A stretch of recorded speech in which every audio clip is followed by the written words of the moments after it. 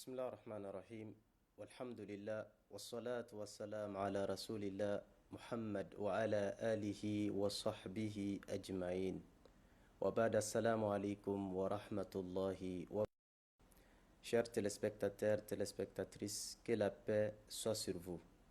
Nous rendons grâce à Allah subhanahu wa ta'ala, le tout-puissant, le tout miséricordieux, le très miséricordieux. Nous le louons, nous le glorifions,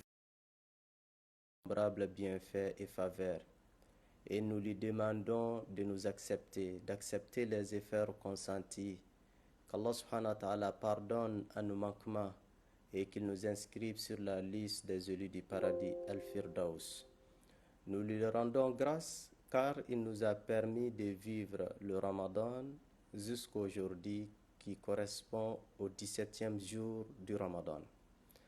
Et cette date correspond à un événement historique qui a marqué l'islam, qui a marqué d'ailleurs la cour de l'histoire de l'humanité. C'est l'événement de la bataille de Badr. Et Allah subhanahu wa ta'ala, dans sa sagesse, cette bataille a eu lieu un 17e jour du Ramadan, un vendredi aussi.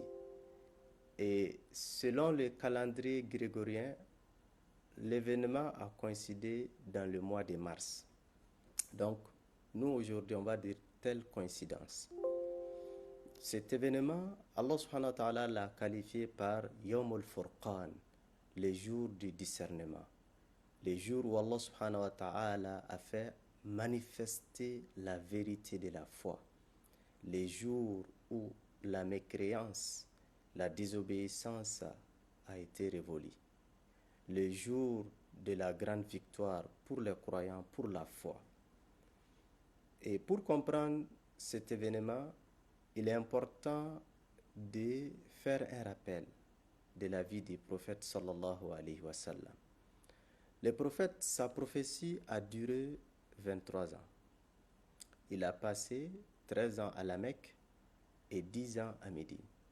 Durant les 13 années de la vie mécoise, le prophète sallallahu alayhi wa sallam n'a ménagé aucun effort pour inviter ses concitoyens, les Mécois, vers cette religion, vers le monothéisme. Les prophètes les ont demandé d'arrêter l'idolâtrie, d'arrêter de vénérer les statues. Ils l'ont combattu. Ils ont refusé de l'écouter. Ils ont refusé de le suivre. Et là, il est important de signaler, sinon de rappeler que l'islam, souvent quand on parle des principes de l'islam, il y a certains qui vont dire que ça c'est les habitudes des Arabes. Non, les principes de l'islam sont différents des habitudes des Arabes. Il est important que les gens fassent la différence. Si c'était des habitudes des Arabes, les Arabes n'allaient pas combattre les prophètes. Mais ce sont eux les premiers qui l'ont combattu. Ils l'ont persécuté. Ils l'ont harcelé. Ils ont même tenté de l'éliminer. Donc il faut que les uns et les autres comprennent que l'islam, cette religion, est spécifique. Est spécifique à ses réalités et ses exigences. Et quand on parle de la tradition du prophète, que personne ne mélange avec les coutumes et les habitudes des Arabes. Et il est important aussi, durant cette phase mécoise, les 13 années d'effort, seuls environ 150 individus qui ont répondu à l'appel de l'islam. Le prophète, il a passé 13 ans en train d'inviter ses concitoyens, en train d'inviter les Arabes, uniquement environ 150 personnes. Et sur ces 150, près de 70 à 80 sont allés, les prophètes les ont envoyés vers le royaume d'Abyssinie. Actuellement, on va dire l'Éthiopie. À l'époque, le royaume de l'Éthiopie, c'était une partie de l'Éthiopie actuelle. L'Éthiopie actuelle, une partie de l'Érythrée, de Somalie, de Djibouti, qui formaient le royaume d'Abyssinie. Faut-il rappeler, au moment que le prophète il est envoyé, il y avait 5 grandes civilisations, 5 grandes puissances. Comme aujourd'hui, nous avons des grandes puissances. Nous avons maintenant 5 puissances qui ont des droits de veto, qui parlent et qui décident les événements du cours de la vie de l'humanité. À l'époque aussi, il y avait l'Empire byzantin romain, la Byzance. La capitale, c'était Constantinople. Actuellement, l'Istanbul. En Turquie, Istanbul, c'était la capitale de l'Empire romain byzantin, la Byzance. Il y avait l'Empire persique, les Perses. Présentement, c'est Iran, la partie de l'Iran, donc qui représentait l'Empire persique, mais n'est pas que de l'Iran, une partie de l'Irak qui faisait partie de ce royaume. Étaient les deux grandes puissances. À côté, il y avait le royaume aussi de l'Éthiopie. Mais il y avait ce rapprochement entre le royaume de l'Éthiopie qui était des chrétiens ainsi que l'Empire byzantin romain. Et il y avait aussi la puissance chinoise, la civilisation chinoise et les Indes, la civilisation de l'Inde. Alors, le prophète sallallahu alayhi wa sallam, il avait envoyé environ 70 à 80 de ses compagnons pour aller se réfugier en Éthiopie. Ce groupe-là passa 14 ans en Éthiopie.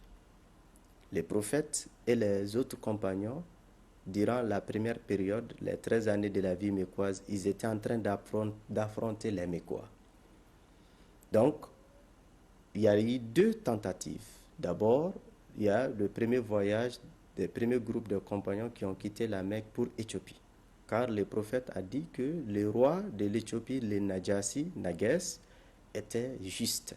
Il régnait avec équité.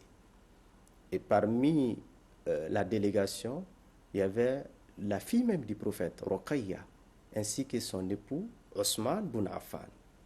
Donc c'est pour dire que ceux qui pensent que l'Afrique est nouvelle dans l'islam, ils se trompent. Depuis les premières heures de l'islam, l'Afrique était déjà au contact et au courant de cette religion. D'ailleurs, la fille du prophète a fait le tour en Afrique. Et après, la délégation musulmane, les compagnons sont retournés là-bas. Cette fois-ci, c'était Ja'far ibn Abi Talib, le cousin du prophète Ja'far, le frère de Ali ibn Abi Talib, qui était le chef de la délégation musulmane. Ils sont allés là-bas vers la 7e année de la prophétie. Ils sont restés là-bas jusqu'à l'an 7 de l'hégire du prophète. Donc, ils ont passé là-bas près de environ 14 ans. Les prophètes et les compagnons qui sont restés à la Mecque, ils étaient dans les environs de 70 à 80. Allah subhanahu wa ta'ala les a autorisés de quitter la Mecque pour Médine. Ils sont allés de façon maintenant individuelle, par groupuscule, et jusqu'à ce qu'Allah a autorisé au prophète de partir. Mais n'oubliez pas, les Mécois ont tout fait pour empêcher les musulmans de quitter la Mecque. Au point que, pour certains, ils les ont proposé, tu laisses ta fortune à la Mecque, tu retournes, tu partes bredouiller la mer vide à Médine. Et certains des compagnons du prophète sallallahu alayhi wa sallam ont accepté ceci. Et Allah subhanahu wa ta'ala même a révélé à leurs propos, notamment Suhaib al-Rumi.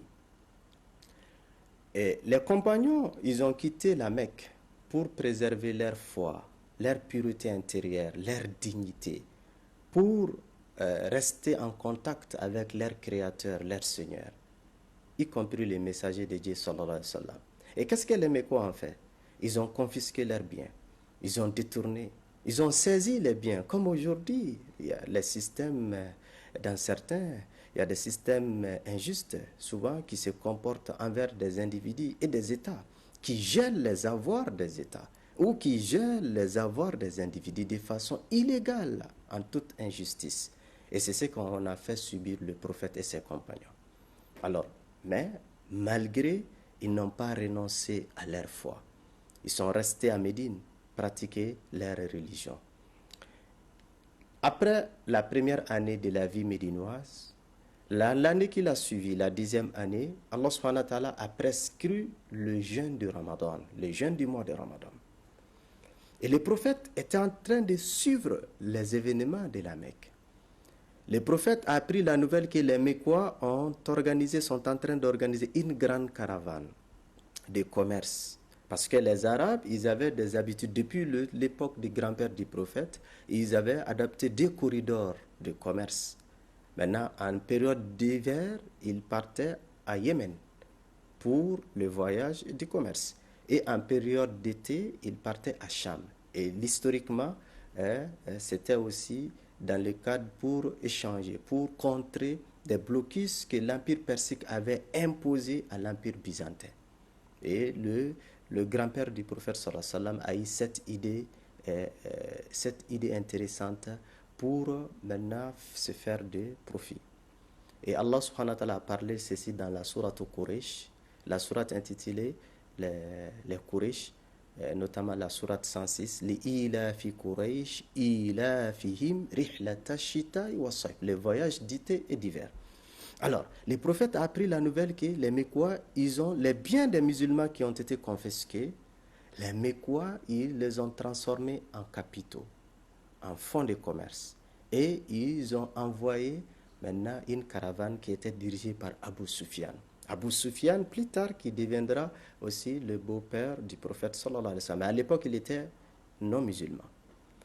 Et le prophète a suivi la caravane. Abu Sufyan aussi était persuadé que ce qu'ils ont commis, ce qu'ils ont fait aux musulmans ne passera pas, en tout cas sans riposte. Lui aussi, il cherchait d'informations. Et quand ils sont allés à Cham, au retour, le prophète, quand il a entendu qu'ils sont de retour, le prophète, il a mobilisé ses compagnons en leur demandant, venez, nous allons aller récupérer nos biens confisqués par les Mécois. Il y a leur caravane, leur marchandise qui est de retour de Cham vers la Mecque. Alors, Médine était située entre Cham et Mecque. Donc, maintenant, ils disent que nous allons les intercepter, les empêcher maintenant de trapasser. Et nous récupérons nos biens que les Mécois ont confisqués. Donc, c'était noble. Et quelques compagnons ont répondu à l'appel. Environ 113 à 114 compagnons. En quittant Médine, ils ne sont pas sortis pour aller faire des affrontements militaires. Ils sont sortis pour aller récupérer leurs biens que les Mécois avaient gelés. Mais Allah subhanahu wa ta'ala avait d'autres plans. Allah voulait, par cet événement, autre chose. Parce que, quelques années auparavant, il y a eu des affrontements entre l'Empire persique et l'Empire byzantin. C'est les Perses qui ont pu vaincre les Byzantins. Et Allah a fait révéler une sourate dans le Coran. Il y a une sourate qui est intitulée Les Romains. Alif Lam Mim Ghulibatir Rum fi adna al-ard wa hum min ba'di ghalabihim sayaghlibun fi bid'i sinin. Allah dit, les Romains ont été vaincus, mais après ils prendront revanche.